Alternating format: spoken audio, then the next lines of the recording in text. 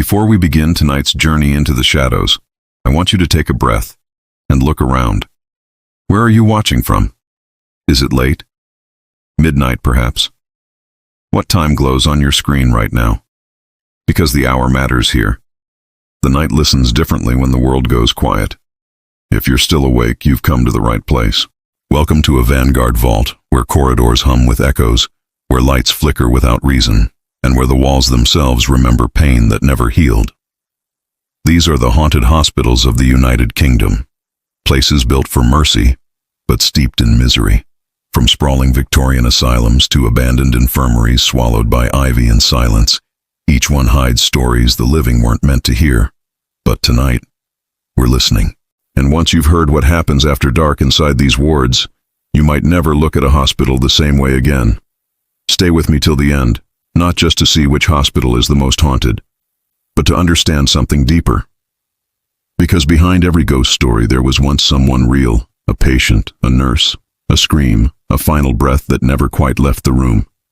Now, let's begin.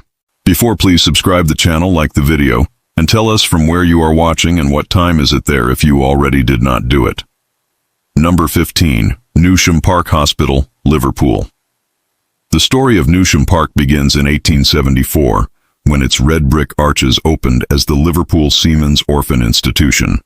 Inside, children of drowned sailors were taught discipline, prayer, and silence. The corridors smelled of chalk and candle wax, of old wood and loneliness. But as time changed, so did the building's purpose. It became a hospital, then a psychiatric asylum. And somewhere along that transition, the laughter of orphans faded into something darker. Visitors today describe a place frozen in time. Wheelchairs rust in empty corridors, files scatter across dusty floors, and peeling paint hangs like skin from the walls. Security guards refuse to patrol alone after midnight.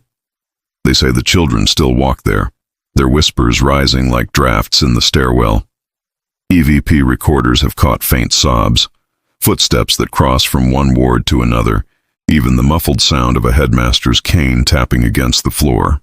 One night, a group of urban explorers claimed they found a locked room they couldn't open. Inside, through the tiny glass slit, they saw dozens of small beds lined in rows, each with indentations in the sheets, as if someone had just been lying there. When they returned with tools the next day, the door was gone. Only a solid brick wall remained. Would you dare walk those halls alone? They say if you stand in the old children's dormitory and whisper your name 3 times, something small and cold will grab your hand and pull you toward the stairs. Number 14, Whittingham Hospital, Lancashire. Once the largest mental asylum in England, Whittingham Hospital was more than a hospital. It was a world of its own. Built in 1873, it housed over 3,000 patients at its peak, hidden away from the curious eyes of the outside world. But what happened behind its iron gates still haunts Lancashire to this day. Whittingham was a place of whispers.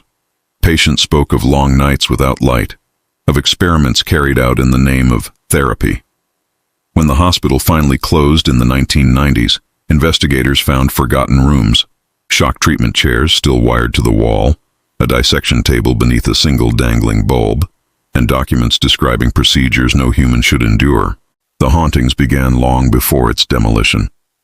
Nurses reported hearing the clatter of trolleys when none were left in the halls. Disembodied voices called out names, often the names of patients who had died decades earlier. In one ward, the doors were said to slam shut all at once at precisely 3:11 a.m. A former caretaker recalled one winter night when the generators failed. As he searched for the fuse box with only a torchlight, he heard the sound of someone breathing behind him. Slow, deliberate, matching his steps. He turned. Nothing. Yet the condensation of his breath met another's in the cold air. Today, only fragments of Whittingham remain, swallowed by weeds and time. But those who've wandered through the ruins say the air itself feels heavy, as if thousands of unseen eyes still watch from the shadows, unwilling to let their suffering be forgotten. If you ever visit, don't hum, don't whistle, don't call out. They say that how that finds you, the one that still walks the wards, dragging its chain of keys, searching for a patient that never left. Number 13. St. Thomas's Hospital, London.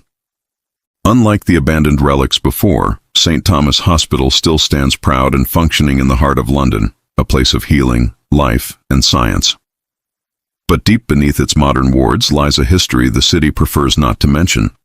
The original St. Thomas's dates back to the 12th century, when the sick were cared for by monks and nuns who believed illness was a punishment from God. The hospital was rebuilt after the Great Fire of London, yet its ghosts followed it.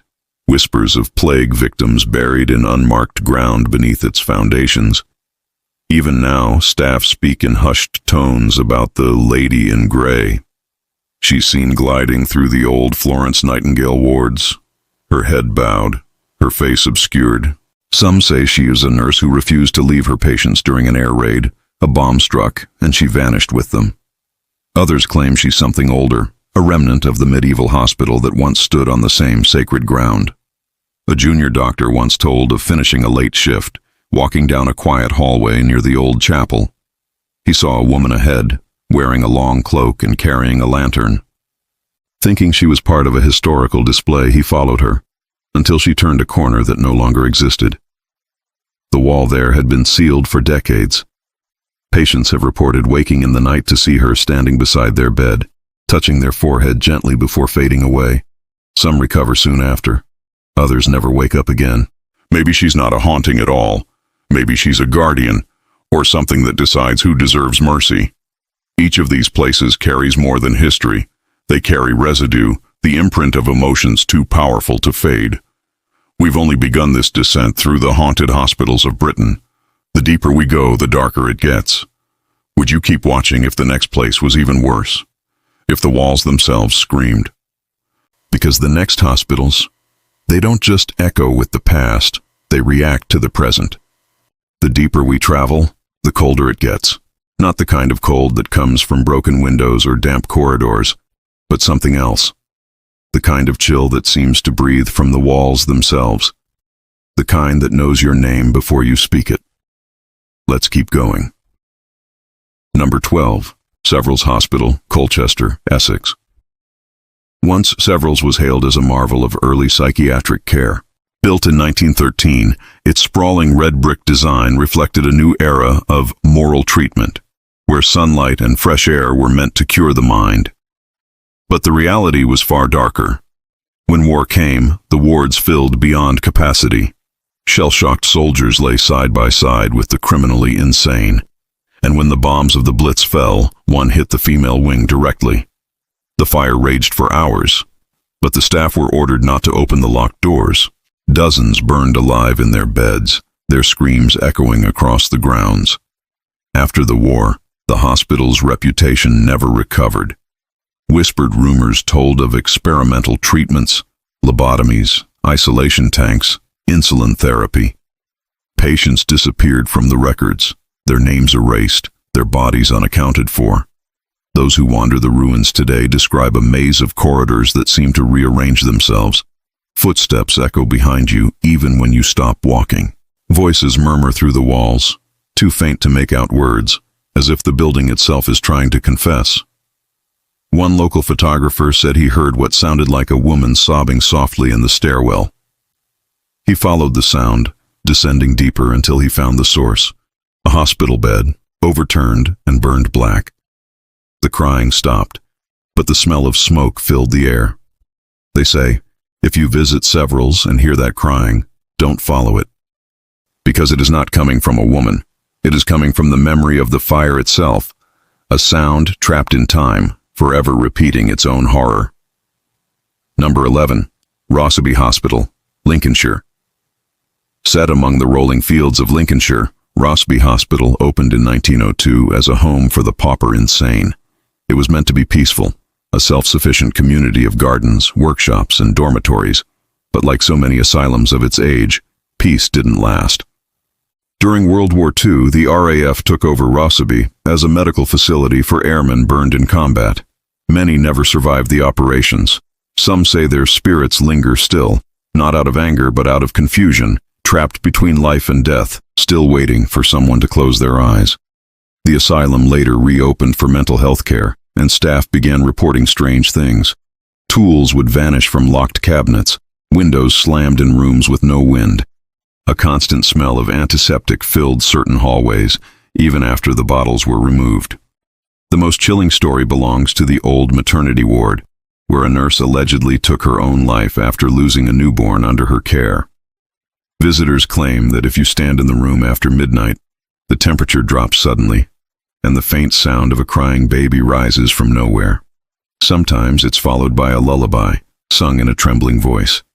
In 2004, an urban explorer captured something on camera. A nurse in a pale blue uniform standing at the end of a corridor, her head bowed. When he looked up from his screen, she was gone.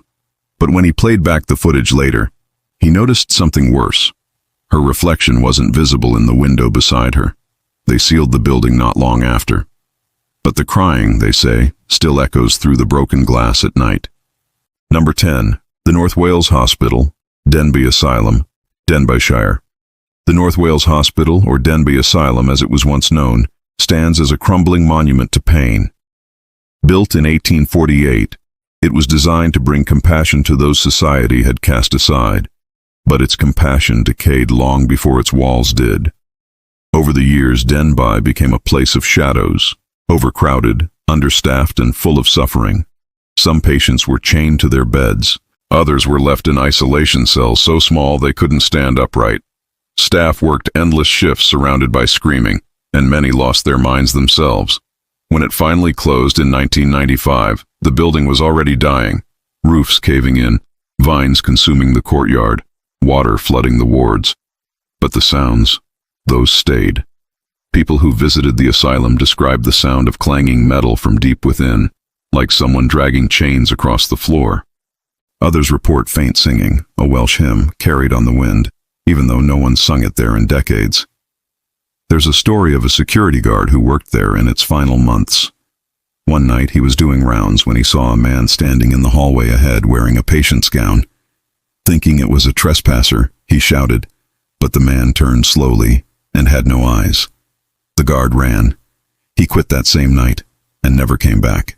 Denbigh still stands, its broken towers piercing the sky, its windows staring blankly across the empty valley. And if you ever drive past it at night, slow down, because locals say if you don't, something inside notices you. Number 9, St. Mary's Hospital, Manchester. St. Mary's is still operational, a bustling hospital known for its maternity and neonatal units. But beneath its fluorescent lights, something ancient lingers. The hospital sits on what used to be a burial ground, dating back to the cholera outbreaks of the 1800s.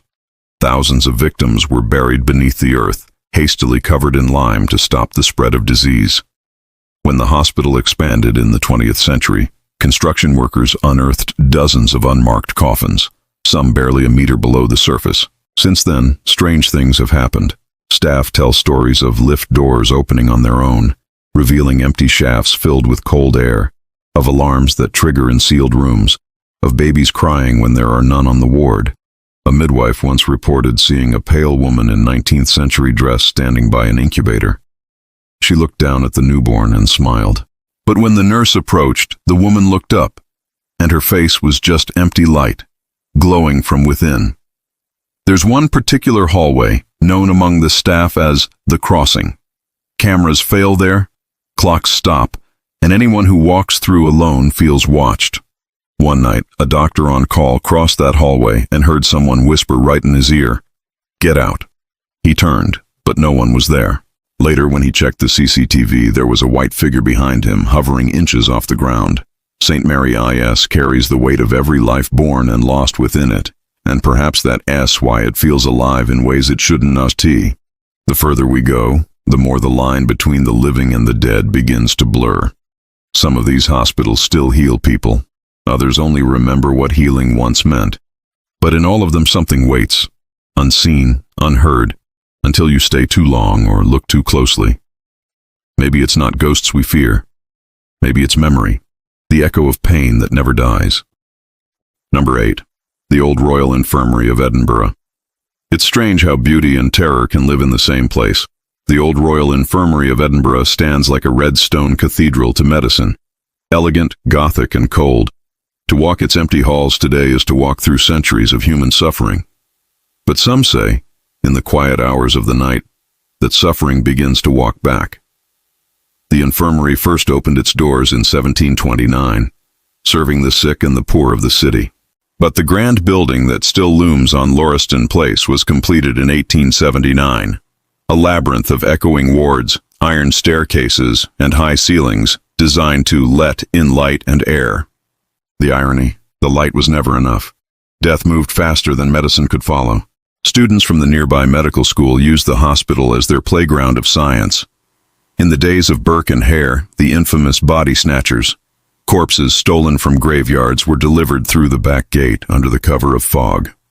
Surgeons practiced dissections in candlelight, their scalpels gleaming like fangs. It was said that the smell of blood and formalin hung over the whole district, so thick that even the rats stayed away. The hauntings, however, didn't begin with the dead. They began with the dying. There's a story whispered among the old nurses, a story about the Watcher. He appeared to those who were about to die, a tall figure dressed in black, wearing the uniform of a 19th century doctor, his eyes hidden beneath the brim of a hat. Patients reported seeing him standing at the foot of their beds, silent, waiting, sometimes for minutes, sometimes all night. When staff arrived the next morning, the patient would be gone. Even in the modern era, after the hospital closed in 2003, the Watcher was still seen. Security guards patrolling the old wards spoke of a man walking the upper galleries, visible only in glimpses, a shadow that seemed to breathe. One guard, a man named Andrew, told his story to a local newspaper. He'd been doing his rounds just before 3 a.m. when the lights on the third floor began flickering. He climbed the stairs, his flashlight trembling, and saw a figure standing in the children's ward, facing the window. Thinking it was an intruder, he called out. The figure turned slightly, and Andrew saw that where its face should have been, there was only gauze. He ran. He quit that same week. Explorers who have broken in since claim to have found the children's drawings still pinned to the walls. Faded crayon pictures of doctors and nurses, and in the corner of one drawing a man in black with a tall hat. The caption, written in a child's hand, reads, "He watches when they go to sleep." There's another story, one more recent, one no one wants to talk about. When developers began converting the old hospital into luxury flats, one of the construction workers vanished. He was seen entering the old operating theater late one afternoon. His co-workers assumed he'd gone home early. The next morning, his helmet and tools were found neatly placed on a gurney. But there was blood, smeared across the wall, across the handles of the old surgical cabinet. They brought in dogs, police, drones. Nothing. No body. No trace. Work halted for 3 months after that. The company called it a safety review. But those who lived nearby said they saw lights in the theater at night. Not torchlight. A soft, flickering yellow glow, like candle flames moving around the room. And sometimes, from the courtyard, they heard the sound of steel instruments clinking on trays and the low hum of someone humming a lullaby. One evening, a local historian managed to record inside. The footage is online, grainy, distorted, but unmistakable. For a moment, you can see the shadow of a man moving past the theater door. A moment later, the camera cuts out. When it resumes, the frame shows the same corridor, but with a faint outline of a stretcher slowly rolling down it on its own. Some believe the hospital itself is alive, a breathing organism made of memories, of screams, of lost moments that cling to the air like dust motes. The Watcher, they say, isn't a ghost. He's a remnant of the hospital's intent, the embodiment of what it once was, a place that watched over death as much as life. If you ever find yourself in Edinburgh, you can still walk past those towering windows. Sometimes, if the night is misty and the moonlight hits just right, you'll see a silhouette framed in one of them, a man in black, motionless, looking out. And if you do, don't look away too quickly, because he's been watching for centuries, and he's not finished yet. Number 7. The South Grove Isolation Hospital, Bristol. The South Grove Isolation Hospital doesn't officially exist, at least not anymore. Its name was erased from public records in the late 1960s, after a fire destroyed most of the original building. But in Bristol, people still whisper about it, not as a hospital, but as a wound. And if you go deep enough into the overgrown woods, just beyond Stoke Gifford, you'll still find it. The outline of crumbling brick walls, rusted gates, and a sign so decayed you can barely make out the words, South Grove Isolation Unit, Entry Restricted. It opened in 1902, built to contain the city's outbreaks of smallpox and scarlet fever. People were sent there to die quietly, out of sight, away from their families. Those who worked there rarely stayed long. Nurses fell ill. Doctors quit without explanation. Even the animals on the nearby farms were said to go missing. By the 1940s, South Grove had become a place of quiet terror. Locals claimed that at night, lights would glow in the upper windows even when no patients remained. And sometimes, the church bells of Stoke Gifford would ring once, only once, in the middle of the night, always followed by silence. In 1952, an entire wing of the hospital was sealed off. The official story was a containment breach. A nurse had contracted an unknown fever. But the surviving staff told another story. They said the fever spread through the air only when the lights were off. They said you could hear it, a low, rhythmic clicking sound that came from the walls themselves. When investigators entered decades later, they found something strange. The sealed ward's paint was scorched from within, as if heat had bloomed inside the walls. The beds were still in perfect rows, untouched by time. But on the farthest bed, someone had scratched a single word into the metal frame: awake. The last confirmed patient admitted to South Grove was a teenage boy named Thomas Hale. He arrived in 1965, suffering from an unidentified respiratory illness. Within 2 weeks, every nurse who treated him had left the hospital. Only one, a woman named Sister Evelyn, stayed. Her letters to her husband were found years later in the archives of the Bristol Post. They spoke of sleepless nights, of whispers coming from the vents, and of Thomas's condition changing in ways she couldn't understand. In one letter, dated June 3rd, she wrote, "He stopped breathing twice, but each time he comes back. He says the others won't let him go. He says they want to wake up, too." That was the last letter. 3 days later, the fire consumed the West Wing. The official cause was faulty electrical wiring, but the fire brigade noted something unusual. None of the light bulbs in that wing had melted. In fact, most were still intact, glowing faintly when they entered the ruins, as if the power had come from somewhere else. For decades, people avoided the site. But in the early 2000s, a group of paranormal researchers set up recording equipment there for a 48-hour investigation. They captured something no one could explain, a deep pulsing hum, like a heartbeat, slow and steady, coming from underground. When they amplified the sound, they realized it wasn't mechanical. It was breathing. Their lead investigator, a woman named Lydia Cross, never released the full footage. But during a podcast interview years later, she said something that chilled everyone listening. "We didn't find ghosts," she whispered. "We found something alive, still down there, still waiting." When the city council eventually covered the site, filling the old basement tunnels with concrete, the hum reportedly continued for 3 days before fading completely. Or maybe it didn't fade. Maybe we just stopped listening. If you visit the woods at night, locals say you can still hear it. A faint clicking, like nails tapping against glass.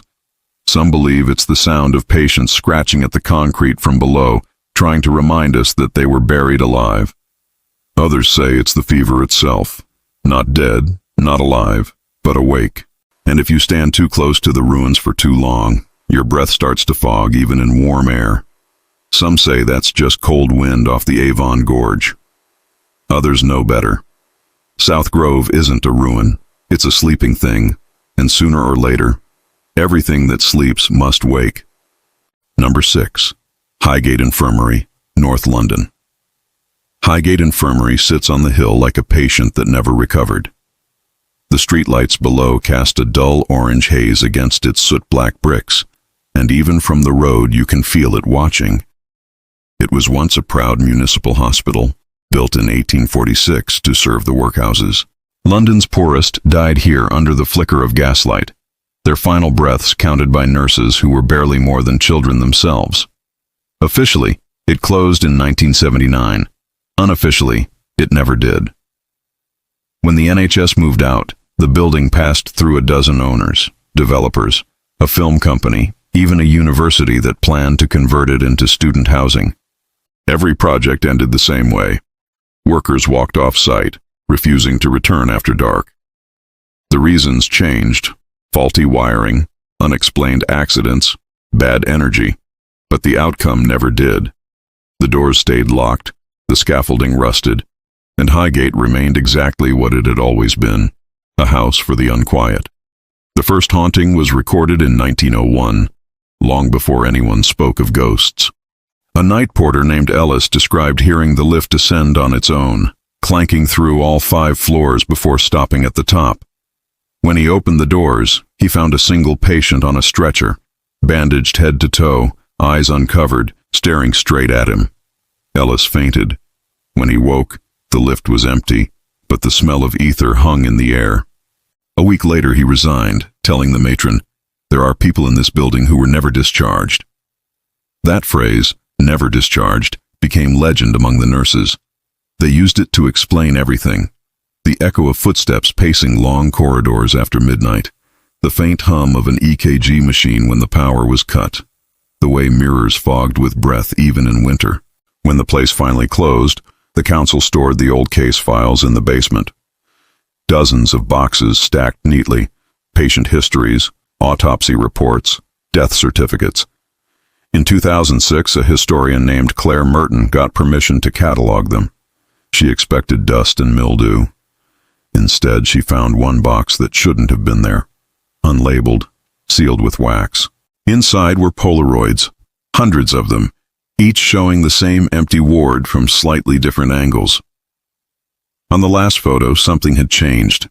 A shadow at the end of the corridor, shaped like a person leaning forward. Claire left before finishing the inventory. A week later, she was found sitting on a park bench outside the gates of Highgate, staring at the building. She told police she could see lights on the 3rd floor, someone moving from bed to bed, pulling the sheets tight. There were no lights connected to the grid. Locals talk about that 3rd floor. They call it the Ward of Whispers. At night, if you stand in the alley behind the infirmary, you can hear them, soft, desperate voices, whispering the same 2 words over and over: stay awake. No one knows what it means, but old blueprints show that Ward 3 housed post-operative patients under heavy anesthesia. Many never woke up. A documentary crew once tried to film inside. Their producer kept a diary. On the 2nd night, she wrote, "The air tastes wrong. When we play back the footage, there's someone else breathing on the tape. Not us." They packed up and left before dawn, abandoning $30,000 worth of equipment. 2 cameras were never recovered. The building has been empty for decades now, but residents nearby say sometimes, around 2 a.m., the windows fill with pale light, as if the wards are alive again.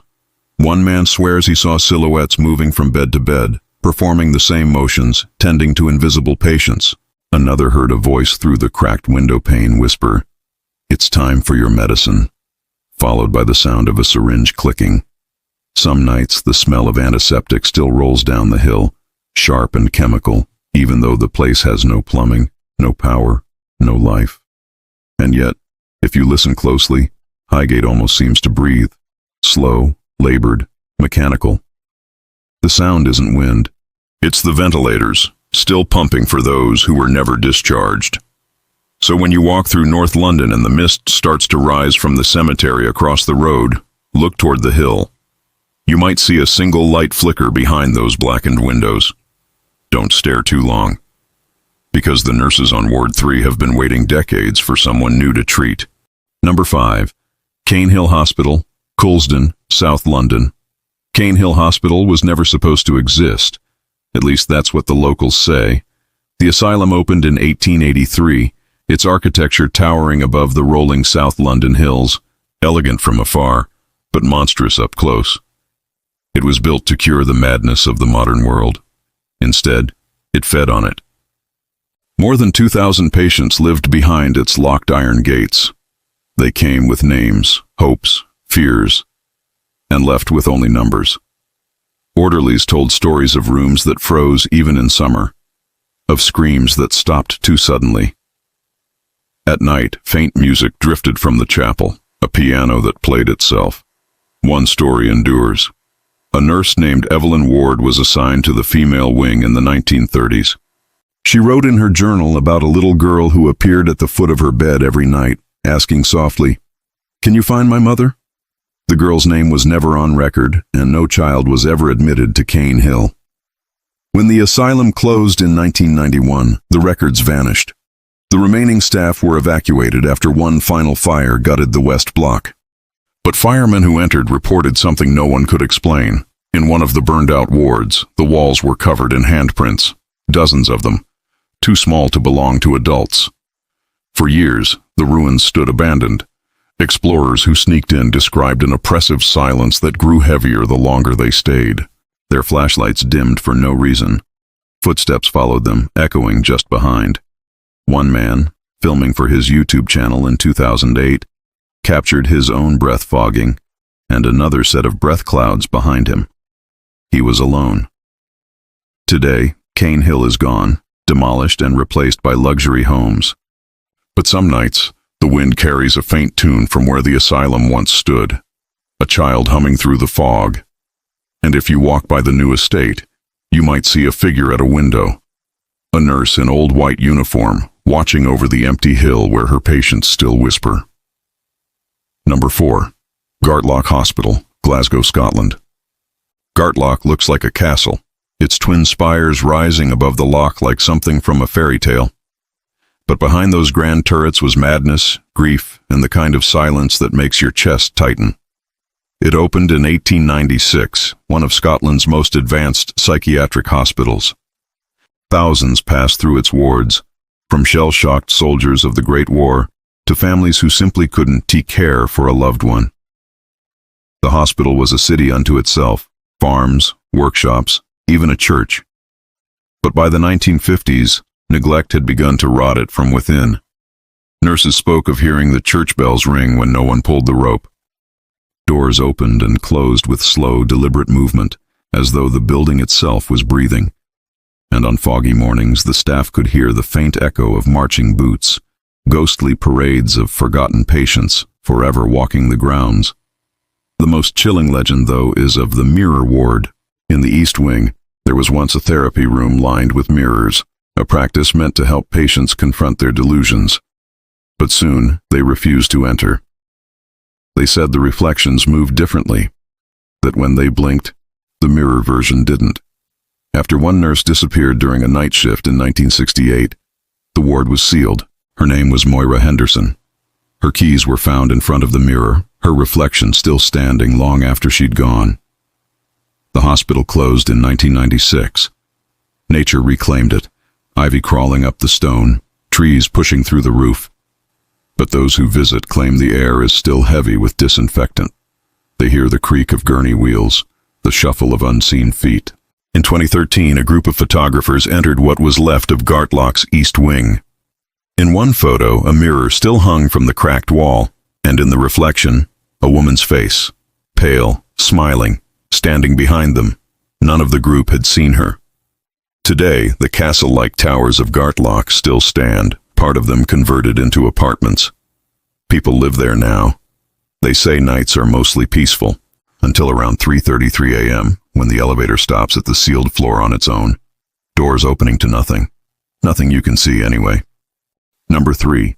The Royal Victoria Hospital, Belfast. After Gartlock, the map of haunted hospitals grows quieter.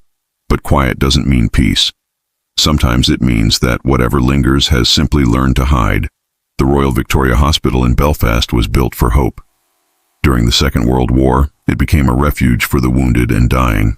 Trains rolled in from across Northern Ireland, filled with soldiers whose faces the night no longer wanted to see. The hospital was a monument to healing, but even in places meant for life, death has a way of finding its voice. Among the staff was a surgeon named Dr. Ewan Riddell. He was brilliant, compassionate, and obsessed. Rumor says he could hear his patients long after they were gone. In the stillness of the operating theater, when the lights dimmed and the smell of ether filled the air, he would pause mid-procedure and whisper, "Do you hear that?" No one else ever did. But one winter night during a blackout, he claimed a voice warned him, The power will fail. Moments later, it did. Only the faint glow of candles remained, and Riddell continued operating by that trembling light, guided, he said, by the same whisper. After that night, he began experiments in the morgue, connecting copper wires through the walls, attaching them to an old phonograph. He believed sound could travel across death itself. One nurse's diary described a humming under the floor as if the dead were speaking through the pipes. When Riddell disappeared in 1946, they found the phonograph still running. The needle moved over silence, yet faintly, almost too soft to hear. Someone breathed out the word, scalpel. Decades later, the hospital still hums. At night, long after visiting hours, staff on the upper floors hear that same low vibration. Engineers have checked every duct and every machine. Nothing explains it. And sometimes, when you follow the sound, it feels like it's moving ahead of you, leading you toward a room that no longer exists. Would you dare stay until morning? Number 2. St. George's Abandoned Wing, London. The main hospital of St. George's still stands proud, but behind it lies a structure Londoners prefer not to mention, the abandoned wing. Officially, it closed in 1953. No reason was ever given. Some said subsidence. Others whispered of experiments in wartime medicine gone too far. Those who worked there spoke of a corridor where clocks refused to tick, where voices seeped through plaster walls. A caretaker once found words written in the dust. 3 perfect letters, M-O-R. He tried to wipe them away, but the next morning they'd returned, larger, deeper, carved into the floorboards. When redevelopment began decades later, workers uncovered a staircase descending to a basement no one had mapped. Inside, rooms tiled white, circular burns on the tables, and one light still flickering even though the power had been cut for half a century. The space was sealed within a week, but neighbors tell of strange lights glowing beneath the ground, and at certain hours, the faint metallic scent of disinfectant drifts up through the drains. They say that sometimes if you walk past the boarded windows after midnight, you'll see a tall shape moving behind the glass, too tall for a person. The hospital insists it's imagination, but CCTV cameras aimed at that wall always record the same thing: static. Perhaps the wing isn't abandoned at all. Perhaps it's still doing what it was built to do, quietly, invisibly, below the city that forgot it. Number 1. The Hollowfield Sanatorium, Yorkshire Moors. The final name on this list is different. It doesn't appear in any register, no blueprints, no medical records, but everyone on the moors knows it. Hollowfield. They say it was built for the incurable, hidden deep within the fog. A place where the sick were sent not to heal, but to disappear. Travelers claim to have seen it, a gray silhouette rising from the mist, windows glowing softly, gone the moment they turned their heads. Some call it a mirage, others a haunting too vast to belong to one ghost. In the late 1800s, a railway survey team vanished while mapping that region. Only one man returned, incoherent, repeating, "They never left. They just stopped dying." Local folklore tells of a nurse named Miriam Shaw, who searched for her brother after he disappeared, hunting urban legends. She sent one postcard before vanishing herself. "He's here. They all are. They never stopped." Years later, hikers found an iron gate half buried in moss, its arch carved with an eye made of thorns. Beyond it, nothing but heather and silence. Yet when fog covers the moor, villagers say a faint bell rings from nowhere, followed by a single beam of light sweeping across the dark as though from a watchtower. But Hollowfield has no tower. One explorer uploaded footage claiming he'd found it. The video began with laughter and ended with a single frame, a hallway lit by green lamps, rows of empty beds stretching into blackness. At the far end, a figure moved, too smoothly, too slow to be human. The feed cut to static. The channel never posted again. They say Hollowfield appears only to those already lost, a place that doesn't heal the body, only the memory of pain, by keeping it alive. And so we end where maps fail. 15 hospitals, each one built to fight death, yet each one claimed by it in its own way. Brick and steel trying to hold back the inevitable, until the walls themselves begin to remember. Think of the people who walked those halls, doctors whispering to ghosts, Nurses writing letters that never reached the living. Patients staring through fogged glass at skies they would never touch again. Pain leaves echoes. It clings to air, to stone, to the hum of a light that should have burned out long ago. Maybe that's why hospitals haunt us more than graveyards. They were places where life and death shook hands every day, where both sides refused to let go. Perhaps the ghosts never wanted vengeance. Perhaps they just wanted to finish their shift.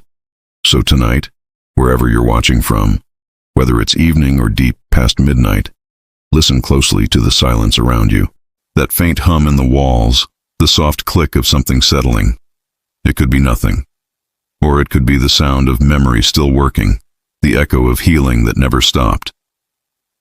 If you ever walk past a hospital after dark, look up at the top floor window, the one that's always dark but sometimes flickers once, just enough to make you doubt your eyes. Remember, silence doesn't mean empty, because somewhere, behind those abandoned doors, a light still flickers.